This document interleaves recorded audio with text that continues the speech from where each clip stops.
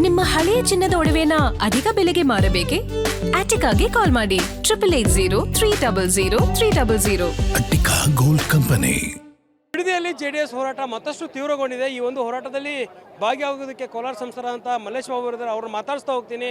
Sir, ಇವತ್ತು ಹೋರಾಟ ತೀವ್ರ ಸ್ವರೂಪವನ್ನು ಪಡೆದುಕೊಂಡಿದೆ, ಪಾದಯಾತ್ರೆ ಕೈಗೊಳ್ತಾ ಇದ್ದೀರಿ.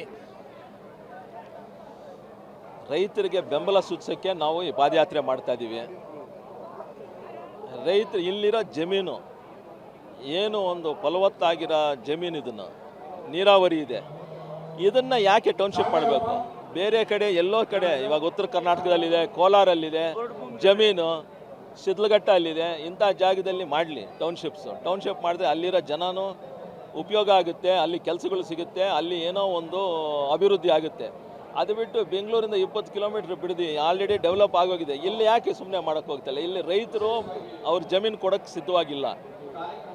1 ಎಕರೆ 2 ಎಕರೆ ಇರೋರು ಅವ್ರದ್ದು ಸ್ವತ್ತನ್ನ ಅವ್ರು ಕೊಡೋಕ್ಕೆ ರೆಡಿ ಇಲ್ಲ. ಎಲ್ಲೂ ಇದೆಲ್ಲ ಹೈಕೋರ್ಟಲ್ಲಿ ಸ್ಟೇ ಆರ್ಡ್ರ್ ಬಂದಿದೆ ಒಂದಷ್ಟು ಜನ ರೈತರಿಗೆ. ಇದ್ದಿದ್ದಾಗ ಯಾಕೆ ಇದನ್ನು ಇವರು ಒತ್ತಾಯ ಮಾಡಿ ಇಲ್ಲೇ ಜಮೀನು ತೊಗೊಂಡು ಟೌನ್ಶಿಪ್ ಮಾಡಬೇಕು ಅಂತ? ಎಲ್ಲ ಕಡೆನೂ ಜಮೀನಿದೆ, ಎಲ್ಲಿ ಉಪಯೋಗ ಇಲ್ಲ, ಎಲ್ಲಿ ನೀರಾವರಿ ಇಲ್ವೋ ಅಂತಹ ಜಾಗದಲ್ಲಿ ಮಾಡಲಿ ಅಂತ ನಾವು ಒತ್ತಾಯ ಮಾಡ್ತಾ ಇದ್ದೀವಿ. ಶಿವಕುಮಾರ್ ಅವರು ಪ್ರತಿ ಸಲ ಹೇಳ್ತಾರೆ, ಇದು ನಾವು ಮಾಡಿದ್ದಲ್ಲ, ಕುಮಾರಸ್ವಾಮಿ ಅವರು ಮಾಡಿದ್ದನ್ನ ಮುಂದುವರಿಸ್ತಾ ಇದ್ದೀವಿ ಅನ್ನೋ ಮಾತುಗಳು ಹೇಳ್ತೀವಿ. ಕುಮಾರಸ್ವಾಮಿ ಅವರು ಶುರು ಮಾಡಿದ್ದು ಅಂತ ಹೇಳ್ತಾರಲ್ಲ, ಏನು ಸದನದಲ್ಲಿ ಏನೇನಾಗಿದೆ 2006ದಿಂದ ಎಲ್ಲ ವಾಪಸ್ ತಗೊಳ್ಳಿ, ಅದನ್ನು ಎಲ್ಲ ರೆಕಾರ್ಡ್ ಇದೆ, ಯಾರ್ಯಾರು ಏನೇನು ಮಾತಾಡಿದ್ದಾರೆ ಅಂತ ಎಲ್ಲ ಇರುತ್ತೆ. ದಯವಿಟ್ಟು ನಿಮ್ಮ ಮಾಧ್ಯಮ ಮಿತ್ರರಿಗೆ ನಾನು ಹೇಳೋದೊಂದು, 2006ದಿಂದ ದಯವಿಟ್ಟು ಏನೇನು ಮಾತಾಡಿದ್ದಾರೆ, ಯಾರ್ಯಾರು ಅವರು ಇದು ಸಜೆಷನ್ಸ್ ಏನು ಕೊಟ್ಟಿದ್ದಾರೆ ತೆಗೆದ ಮೇಲೆ ಒಂದು ರಿಪೋರ್ಟ್ ಕೊಡಿ. ನೀವೇ ಒಂದು ಇದು ಮಾಡಿ, ಒಂದು ಸೋಚನೆ. ಇದು 2006ರಲ್ಲಿ ಇದೇ ಕಾಂಗ್ರೆಸ್ ಸರ್ಕಾರ ಇತ್ತು, ವಿರೋಧ ಪಕ್ಷವಾಗಿ ವಿರೋಧವನ್ನು ಮಾಡಿತ್ತು, ಸಂಶೋಧನಾ ಸಮಿತಿ ಮಾಡಿದ್ರು. ಅದರಲ್ಲಿ ಡಿ ಕೆ ಶಿವಕುಮಾರ್ ಅವರು ಕೂಡ ಸದಸ್ಯರಾಗಿ ಇಲ್ಲಿ ಫಲವತ್ತಾದ ಭೂಮಿ ಇದೆ, ಇದನ್ನು ಯಾವುದೇ ಕಾರಣಕ್ಕೂ ಕೂಡ ಯೋಜನೆ ಮಾಡಬಾರ್ದು ಅನ್ನುವಂಥದ್ದು ಹೇಳಿದ್ರು. ಈಗ CM ಆದ ಬಳಿಕ ಅವರೇ ಆರ್ಡರ್ನ ಮಾಡ್ತಿದ್ದಾರೆ, ಹಂತವಾಗಿ ಭೂ ಸ್ವಾಧೀನ ಪ್ರಕ್ರಿಯೆಗೆ ಚಾಲನೆ ಕೊಟ್ಟಿದ್ದಾರೆ. ಅದೇ ಹೇಳ್ತಾರೆ ನಿಮಗೆ, 2006 ಏನೇನು ಎಲ್ಲ ತೆಗೀರಿ, ಸೆಷನ್ಸಲ್ಲಿ ಏನೇನು ನಡೆದಿದೆಯೋ, ಅಸೆಂಬ್ಲಿಯಲ್ಲಿ ಏನೇನು ಯಾರ್ಯಾರೇನು ಮಾತಾಡಿದ್ದಾರೆ, ಆವಾಗ ಏನೇನು ಪೇಪರ್ಸ್ ಎಲ್ಲ ಕೊಟ್ಟಿದ್ದಾರೆ. ನಿನ್ನೆ ಕುಮಾರಣ್ಣ ಪ್ರೆಸ್ ಮೀಟ್ ಮಾಡಿದಾಗೂ ಹೇಳಿದ್ದಾರೆ. ಇಂಥ ಒಂದು ನಿಟ್ಟಿನಲ್ಲಿ ಇವಾಗ ಯಾಕೆ ಇವರು ಕಾಂಗ್ರೆಸ್ ಅವರು ಅವರೇ ಮುಂದೆ ಇಟ್ಕೊಂಡು ಟೌನ್ಶಿಪ್ ಮಾಡಬೇಕು ಅಂತ?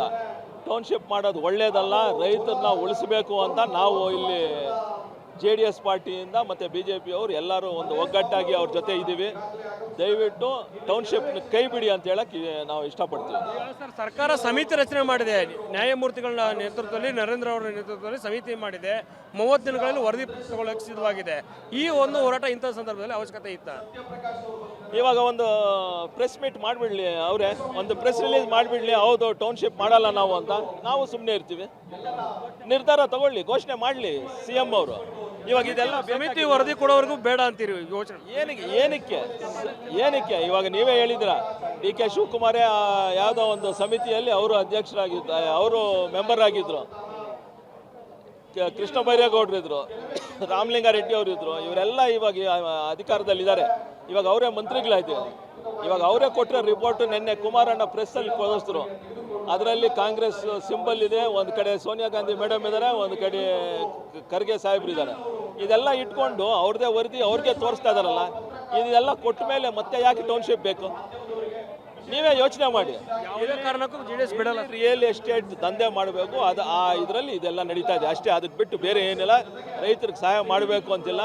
ಟೌನ್ಶಿಪ್ ಆದರೆ ರೈತರು ಅವರ ಜಮೀನು 1 ಎಕರೆ 2 ಎಕರೆ ಎಲ್ಲ ಹೋಗುತ್ತೆ, ಅವ್ರಿಗೆ ಮತ್ತೆ ಕೆಲಸಗಳಿರಲ್ಲ. ದಯವಿಟ್ಟು ಸರ್ಕಾರ, ಮುಖ್ಯಮಂತ್ರಿಗಳು ಇದನ್ನೆಲ್ಲ ಗಮನದಲ್ಲಿ ಇಟ್ಕೊಂಡು ಇದನ್ನು ಟೌನ್ಶಿಪ್ನ ಬೇಡ ಅಂತ ನಿರ್ಧಾರ ಮಾಡಬೇಕು. ಡಿ ಕೆ ಶಿವಕುಮಾರ್ ಹೇಳ್ತಾರೆ, ಯಾರಿಂದಲೂ ಕೂಡ ಒಕ್ಕಲಿಸಲ್ಲ, ಯಾರು ಕೂಡ ಒತ್ತಾಯಪೂರ್ವಕ ಜಮೀನು ತಗೊಳ್ಳಲ್ಲ ಅಂತ ಹೇಳ್ತಾರೆ. ಹಂತವಾಗಿ ಈಗಾಗಲೇ ಭೂ ಸ್ವಾಧೀನ ಪ್ರಕ್ರಿಯೆ ಆರಂಭವಾಗಿದೆ. ಇದನ್ನು ಎಲ್ಲಿವರೆಗೂ ನೀವು ಹೋರಾಟ ಮಾಡ್ತೀರಿ? ಇವಾಗ ನೀವು ಎಷ್ಟು ದಿನದಿಂದ ಇಲ್ಲಿ ರೈತರು ಧರಣಿಯಲ್ಲಿ ಕೂತ್ಕೊಂಡಿದ್ದಾರೆ? 3-4 ತಿಂಗಳಿಂದ ಇದ್ದಾರಾ? ನಿಮ್ಮ ಪ್ರಕಾರ 3-4 ತಿಂಗಳು ಅಂತೀರಾ? ಇದೆಲ್ಲ ನಾವೇನಾದರೂ ಅವ್ರಿಗೆ ಹೇಳಿದ್ವಾ? ಅವರೇ ಬಂದು ಧರಣಿ ಕೂತ್ಕೊಂಡ್ಮೇಲೆ ಬೆಂಬಲ ಸೂಚಿಸಿದ್ದು ನಾವು JDS ಪಾರ್ಟಿಯವರು ಮತ್ತು BJP ಅವರು.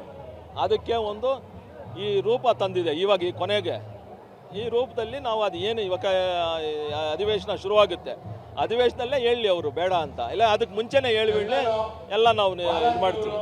ಯಾವುದೇ ಕಾರಣಕ್ಕೂ ಕೂಡ ಈ ಯೋಜನೆ ಬೇಡ ಅಂತೀವಿ. ಇಲ್ಲ ಟೌನ್ಶಿಪ್ ಇಲ್ಲಿ ಬೇಡವೇ ಬೇಡ ಬಿಡದಿಯಲ್ಲಿ ಯಾರು ಬೇಕು ಅಂದಿದ್ದಾರೆ. ಇವಾಗ ಕುಮಾರಣ್ಣನೂ ಬೇಡ ಅಂದಿದ್ದಾರೆ.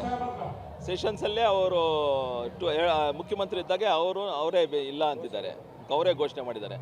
ಇವಾಗ ಅವರೇನೋ ಒಂದು ಕಮಿಟಿ ಮಾಡಿದ್ದಾರೆ, ಆ ಕಮಿಟಿಯಲ್ಲಿ ಕಾಂಗ್ರೆಸ್ ಅವರು ಬೇಡ ಅಂತಿದ್ದಾರೆ. ಇದೆಲ್ಲ ಆದಮೇಲೆ ಮತ್ತೆ ಯಾಕೆ ಇವಾಗ ಇರೋ ಮುಖ್ಯಮಂತ್ರಿ ಬೇಕೇ ಬೇಕು ಅಂತ ಯಾಕೆ ಇದು ಒತ್ತಾಯ ಮಾಡ್ತಾರದೆ? ದಯವಿಟ್ಟು ಹೇಳಿ. ಮುಖ್ಯಮಂತ್ರಿ ಹೇಳೋಕ್ಕಾಗಲಿಲ್ಲ ಅಂದರೆ ಅಲ್ಲಿರೋ ಮಂತ್ರಿಗಳು ಎಲ್ಲ ಇದ್ದಾರಲ್ಲ, ಇವಾಗ ಆ ಕಮಿಟಿಯಲ್ಲಿರೋ ಮಂತ್ರಿಗಳು ಇದ್ದಾರೆ, ಅವರೇ ಹೇಳಿ ಯಾಕೆ ಇದು ಬೇಕು ಅಂತ. Right sir, thank you. ಇದಿಷ್ಟು ಕೋಲಾರ ಸಂಸದರಾಗಿರುವಂಥ ಮಲ್ಲೇಶ್ ಬಾಬು ಅವರ ಮಾತು. ಹಿಂದೆ 2006ರಲ್ಲಿ ಇರುವಂಥ ಸತ್ಯಶೋಧನಾ ಸಮಿತಿಯಲ್ಲಿ ಸದಸ್ಯರಾಗಿದ್ದಂಥವ್ರು ಡಿ ಕೆ ಶಿವಕುಮಾರ್ ಆವಾಗಲೂ ಕೂಡ ಬೇಡ ಅಂತಿದ್ದಾರೆ. ಈಗ ಕುಮಾರಸ್ವಾಮಿ ಅವರು ಬೇಡ ಅಂತಿದ್ದಾರೆ. ಯೋಜನೆ ಯಾಕೆ ಬೇಕು ಅನ್ನೋಂಥ ಪ್ರಶ್ನೆಯನ್ನು ಮಾಡ್ತಿರುವಂಥದ್ದು. ಕ್ಯಾಮ್ರಾ ಪರ್ಸನ್ ಶಿವ ಜೊತೆ ದುರ್ಗೇಶ್ ನಾಯಕ, guarantee news, Bidadi. Guarantee news, ಸುದ್ದಿ ಖಚಿತ, ನ್ಯಾಯ ನಿಶ್ಚಿತ.